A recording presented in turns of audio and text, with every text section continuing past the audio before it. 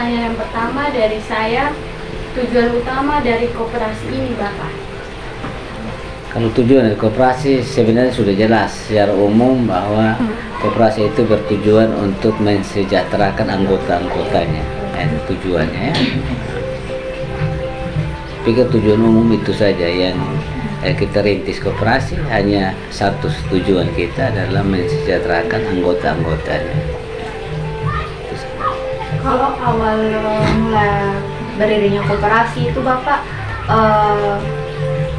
modal awalnya bagaimana Bapak? Apakah dari pribadi atau bagaimana? Jadi koperasi pada waktu itu dibentuk pada tanggal 19 September 2018. Yang menginisiasi untuk terbentuknya koperasi ini yaitu dosen dan pegawai di Unkris. Pada waktu itu mula-mula kita sebanyak 42 orang sebagai pendiri koperasi konsumen ini. Dan modal awal kita itu didapat dari modal sendiri, yaitu simpanan pokok dan juga simpanan wajib ya. Simpanan pokok itu per orang itu 500.000 satu kali untuk selama jadi anggota, dan 20.000 itu per bulan per anggota ya. Jadi modal awal kita ada, awal bentuk itu simpanan pokoknya 21 juta dan simpanan wajibnya 890 tidak salah ya. Jadi sekitar 21 juta sekian pada waktu itu. Itu modal awal dari berdirinya koperasi. Nah, setelah terbentuk itu ada penyertaan modal dari yayasan. Itu sebesar 300 juta untuk pengembangan, membantu koperasi untuk mengembangkan unit-unitnya. Dan sampai dengan saat ini modal sendiri itu sudah berkembang, sudah di kisaran 1 M lebih ya. Kalau dari saya Bapak, bagaimana koperasi memberikan manfaat kepada anggotanya? Ya, sebenarnya banyak koperasi yang membantu anggota itu dalam hal membantu para anggota pada waktu anak-anak mereka studi, mereka pinjaman dengan bunga yang ringan. Kalau tidak salah unit simpan pinjam di konsumen Arta Wacana sendiri itu saya sudah lihat teman-teman koperasi simpan pinjam dan lain-lain, paling kecil pasti di konsumen Arta Wacana. Dia hanya sebesar 0,83%, 0,83% per bulan. Jadi tidak sampai 1% ya. Nah, ini manfaat yang kami berikan kepada anggota, baik membantu mereka dalam melanjutkan studi anak mereka ataupun mereka studi ya. Mereka studi lanjut seperti S2, S3, kekurangan dana mereka lebih cepat di koperasi daripada melalui bank kan gitu.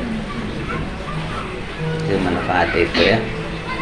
Untuk berikutnya program atau kegiatan yang mendukung perkembangan ekonomi anggota itu seperti apa? Yang tadi ada beberapa unit simpan pinjam, sembako ya, dan juga kita menerima kerajinan hasil dari anggota untuk kita pasarkan.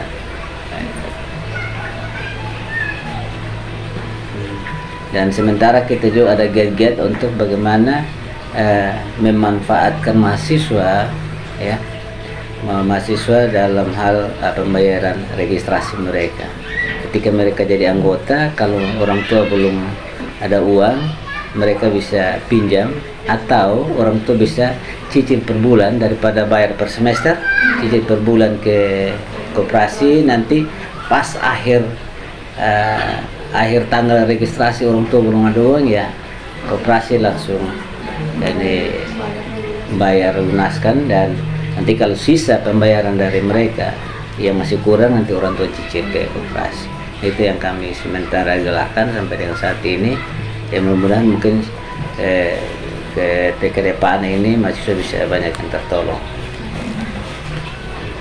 Kalau dalam pasti pendirian atau berjalannya koperasi kan pasti punya tantangan kan Bapak, tantangan atau masalah yang dihadapi oleh koperasi tersebut. Nah, cara Bapak sebagai sekretaris dan anggota untuk menanggulangi masalah tersebut apa Bapak? Dan apa masalah-masalah atau tantangan yang pernah dihadapi dalam koperasi? Kalau sebenarnya tidak terlalu banyak tantangan ya dalam pengelolaan koperasi, karena koperasi ini ada di tengah-tengah lingkungan universitas, dan juga anggota-anggotanya itu masih berkisar pegawai dan dosen, dan jadi soal pinjaman dan lain-lain hanya baru-baru kemarin itu yang kami menghadapi satu masalah, yaitu ada satu karyawan yang sudah baru pinjam tetapi dia dipecat. Nah, itu menjadi kendala, dan itu kami ya akan tindak lanjut bagaimana berkomunikasi, karena bagaimanapun yang bersangkutan masih jadi anggota kan gitu. Memang itu tantangan, dan itu akan mempengaruhi modal dari koperasi itu sendiri. Tapi ada kiat-kiat yang kami akan lakukan. Contoh, kita bisa menggunakan dana cadangan yang belum pernah kami gunakan untuk menutupi sementara dari kekurangan-kekurangan yang kita alami. Setelah itu mungkin ini akan jadi pertanyaan terakhir Bapak. Koperasi menjalankan kemandiriannya tuh Bapak, dan menjaga untuk keberlanjutan koperasi itu tetap berjalan tuh dengan cara apa Bapak?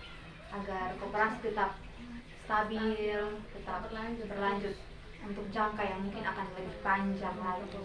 Ya, kuncinya adalah transparansi pengelolaan koperasi terhadap anggota kan